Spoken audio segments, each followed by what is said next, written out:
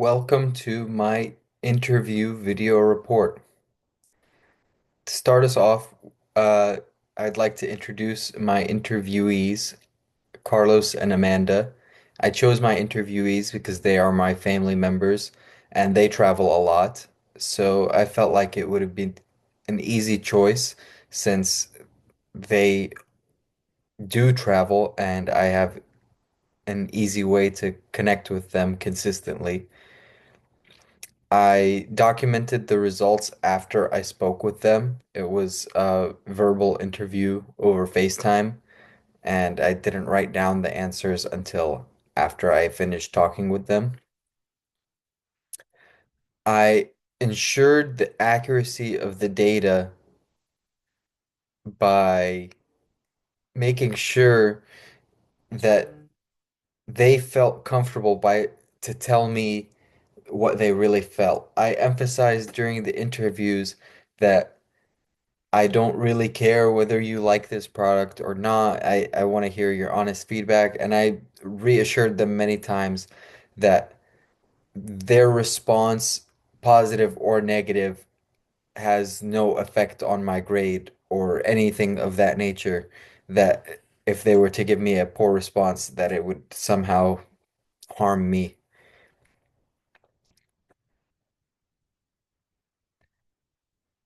Uh, that was the way that I changed the way that I conducted my interviews to accommodate bias, and I didn't just use the verbal affirmations to confirm that they thoroughly, that they sincerely were using the products. Um, I did pay attention to their body language, although it was over the phone. I was paying attention to the intonation of their voice, and they seemed genuine in the what they were talking about. Our product, Travel AI, it's very similar to ChatGPT, and they're both very familiar with using ChatGPT.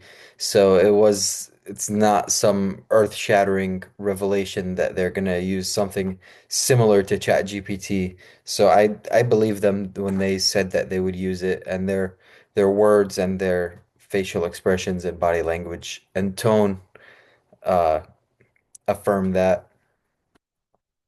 So, a summary of the results of each interview round is that um, they actually kind of independently came up with the idea of some kind of chat bot for scheduling travel booking. It seems like almost every website these days has a um, a customer service chatbot that's AI powered, which is one of the things that we did talk about. Uh, if you're going to an online store or something, there will be like a little pop-up that says, "How can I help you?" And it's usually not a person on the other end. So they mentioned that to me, which I mean, the great minds think alike, I guess. Um, so yeah, the the AI bandwagon, it's kind of hard to avoid. And when we were talking about streamlining the travel booking process and you're on your computer and you're doing research about where you're going and what you're doing, and it just seemed like a natural fit that there would be some kind of large language model in there. So that's what that, that would be the solution interview. But going back to the problem interview, their problems were a little different. Um, so Carlos, he's more of like the adventure traveler, and he's looking for new and unique, fun things to do, while Amanda is just going back and forth from school to home, and so she's a repeat traveler, and they're both they both have their differences, but they're also have a lot of similarities of the problem of making travel accommodations that align with your preferences and making it easier. Um, Carlos would always feel nervous about what's coming next and where he's gonna go next, while Amanda is just annoyed with doing the same process over and over again of trying to find the cheapest flight and so on and so forth.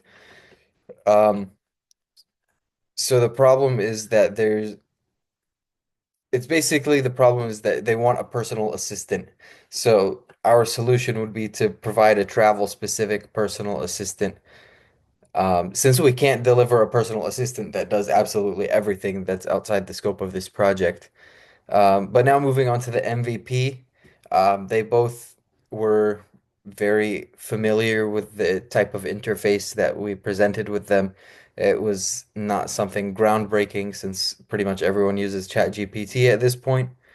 And ultimately, the lessons that I learned from conducting these interviews is that you need to talk to people to understand what they want because my ideas of what I thought they wanted were not what they told me, even though they were similar. Um, yeah, I just details about their travel preferences. They just uh they're things that I wouldn't have known. Like I wouldn't have known that Carlos likes to only buy one-way tickets when he flies, and um, so that he can be more on a whim when he travels. I didn't know that until he told me that. So conducting interviews is really helpful to understand details like that, which seem small but are actually very important to address what a customer really wants. And thank you for listening to my video report.